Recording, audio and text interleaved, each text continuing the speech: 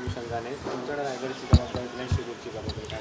होय, महाराष्ट्रातील भारतीय जनता पार्टीच्या काही प्रमुख नेत्यांवर काही लोकसभा क्षेत्राची निरीक्षक म्हणून जबाबदारी दिलेली आहे. कारण आज 3 पक्ष आणि इतर घटक पक्षांना घेऊन महायुती म्हणून लोकसभेला निवडणुकीला सामोरं जात असताना त्याच्यातला समन्वय, सर्व पक्षांची एकवाक्यता होऊन प्रचार करणं, तिथल्या काही कमतरता आहेत का, काय उपाययोजना निवडणुकीच्या दृष्टीनं आवश्यकता आहे का, अशा अर्थानं सर्व निरीक्षण करून त्यावर उपाययोजना करत एकसंघपणे प्रचार त्या ठिकाणी व्हावा आणि ती जागा महायुती म्हणून जिंकली जावी, अशा अर्थानं भारतीय जनता पक्षाच्या नेतृत्वानं या ठिकाणी निरीक्षक एक 6 ते 7 त्या ठिकाणी नेमलेले आहेत आणि त्या माध्यमातून निश्चितच अमृत नोनी गॅस्ट्रिन, अपचन, ऍसिडिटी, गॅस्ट्रबल ह्यापैकी तुम्हाला कुठलाही गॅस्ट्रिक प्रॉब्लेम झाला,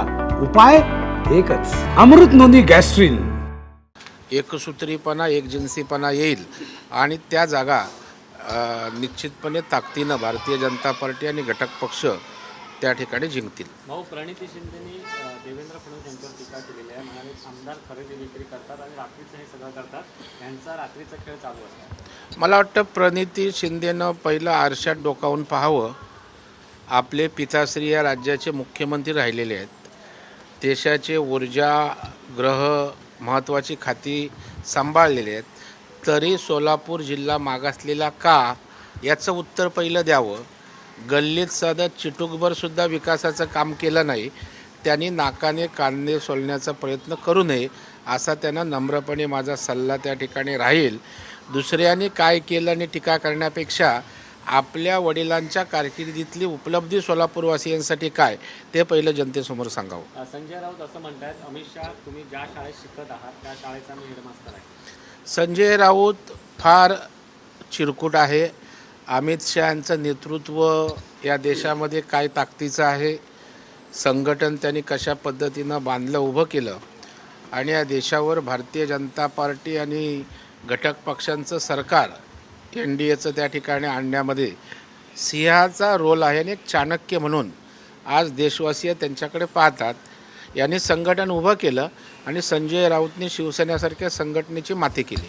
केंद्र सरकारने कांदा निर्यातीबाबत एक निर्णय घेतला आहे. त्यामध्ये गुजरातचा 2000 टन कांदा परदेशात निर्यात करण्यास मान्यता दिली, मात्र महाराष्ट्राच्या कांद्याला परवानगी देण्यात आली नाही. मला वाटतं गुजरात बोलल्याशिवाय यांच्या निवडणुकीला काही सूरच सापडत नाही. केंद्र सरकारचा निर्णय आहे तसा. आता या ठिकाणी महाराष्ट्रातल्या कांद्याची परिस्थिती, इथल्या कांद्याची उपलब्धता आणि त्यांना त्या ठिकाणी सरकारने केलेली मदत, हे संजय राऊत सांगत नाहीत. केवळ गुजरातला काय झालं की त्याची दौंडी पिटायची.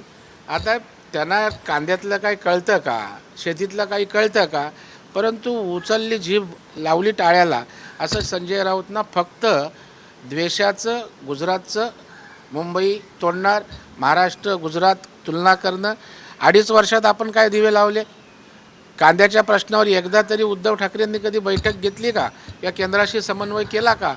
उलट शिंदेसाहेब आल्यानंतर केंद्र सरकारच्या खात्याशी समन्वय साधत इथल्या शेतकऱ्यांना दिलासा दिला गेला आहे आणि पियुष गोयल मंत्री असताना त्यांनी याबाबतीत सहकार्याने मदतच केलेली आहे. पंतप्रधान नरेंद्र मोदींना पुन्हा संधी देणं देशाच्या दृष्टीने धोक्याचं आहे असं पवारसाहेब म्हणाले. शरद पवारांचा पक्ष केवढा, शरद पवार जागा किती लढवत आहेत, शरद पवार आता बारामतीतच घुटमळत आहेत आणि देशाच्या नेतृत्वाचं त्या ठिकाणी बोलत आहेत.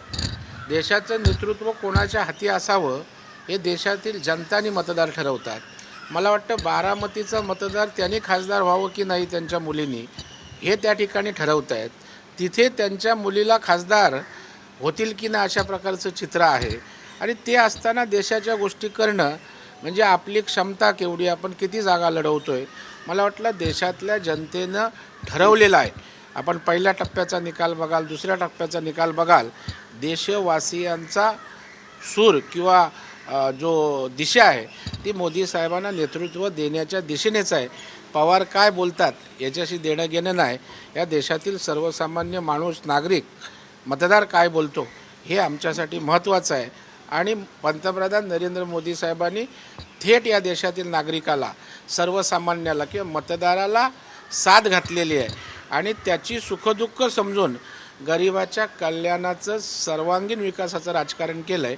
त्यामुळे मोदींनाच नेतृत्व देशातील जनता देईल. पवारसाहेबांना उद्धव ठाकरेंना पंतप्रधान बनवायचं आहे, त्यांचं त्या स्वप्नातच राहू द्या. बच्चू कडूने कोल्हापूरमध्ये आहेत, शाहू महाराजांविरोधात ते प्रचार करणार आहेत, मात्र गादी पुढे मोदी नाही असं राऊत म्हणाले. संजय राऊत खरं म्हणजे त्यांनी स्वतः काय काय वक्तव्य केले ते तपासून पाहावीत. वंशजांचे छत्रपतींच्या पुरावे मागणारी अवलाद संजय राऊतांची आहे. म्हणजे काल काय बोललो आणि आज काय बोलतो याचं तरी भान संजय राऊतांनी शुद्धीवर येऊन ठेवण्याची आवश्यकता आहे. त्याच्यामुळे गादीचा सन्मान पंतप्रधान नरेंद्र मोदी साहेबांनीच केला आहे. भारतीय जनता पार्टीच्या नेतृत्वाखाली NDA सरकारने केला आहे. म्हणून शाहू महाराजांच्या घरचे संभाजी राणींना खासदारकी सन्मानानं या देशातल्या मोदी सरकारनं पंतप्रधानांनी दिले. उदयनराजेंना त्या ठिकाणी सन्मान या देशाच्या भाजप NDA सरकारनं केलं आहे. हे देशवासियांना माहीत आहे आणि छत्रपती घराण्यावर प्रेम करणाऱ्या जनतेला माहीत आहे. शरद पवारांनी अनेक वर्ष या राज्याचं नेतृत्व केलं, देशात सत्तेत होते. काय तुम्ही गादीचा मान राखलात हे सगळे पाहतायत. आणि त्याच्यामुळे तसं जर असतं तर राहुल गांधी त्यांच्याकडे गेले असते, उद्धव ठाकरे गेले असते.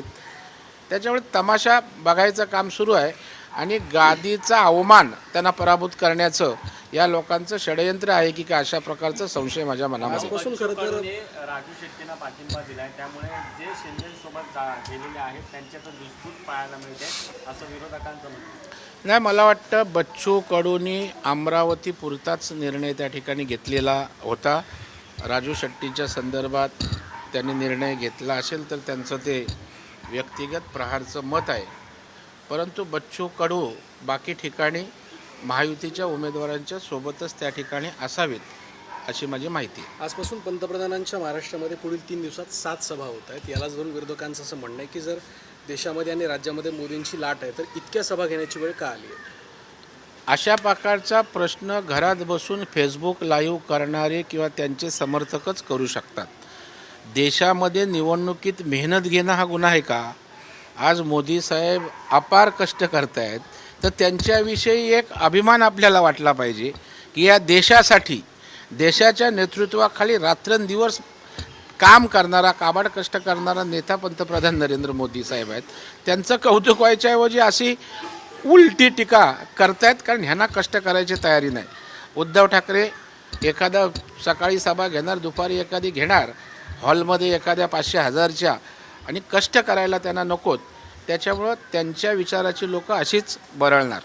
सर, एक काँग्रेसचे निवडणूक होते नसीम खान यांनी अनेक त्यांचे ते प्रचारक पदापासून राजीनामा, त्यांचा जो आरोप आहे ना तो गंभीर आहे. त्यांचं असं म्हणणं आहे की काँग्रेस सर्वांना घेऊन चालणारा पक्ष आहे, मात्र 48 लोकसभा सीट असून एकही मुस्लिमला तिकीट नाही दिलेला. मला वाटतं अल्पसंख्याकांच्या विषयी गळा घोटणाऱ्या त्या ठिकाणच्या काँग्रेसनं आता त्यांचं खरं चित्र समोर आलेलं आहे की 48 जागांमध्ये एकही अल्पसंख्याकांना त्या ठिकाणी जागा दिलेली नाही. आणि त्याचा राग स्वाभाविकपणे या ठिकाणी नसीम खानचा आहे. आणि त्याच्यामुळं अल्पसंख्याकांच्या बाबतीतलं धोरण त्यांचं ढोंगीपणाचं आहे हे पुन्हा एकदा या ठिकाणी सिद्ध झालेलं आहे. नाशिकमध्ये एक वेगळाच एक ट्विस्ट आलेला आहे. म्हणून अनिकेत शास्त्री यांनी अर्ज घेतलेला आहे आणि देवेंद्र फडणवीस, गिरीश महाजन यांनी हा अर्ज मला घेण्यास सांगितलेला आहे. लवकरच माझं नाव जाहीर होईल असं ते म्हणतात. आता ते कुणाचंही नाव घेऊ शकतात. ते काय बोलतात याच्यावर मी काय बोलणार. देवेंद्र फडणवीस साहेब गिरीश महाजन जर काय बोलले असतील तर त्याने त्याला होकार नकार दिला तर बोलू शकतो.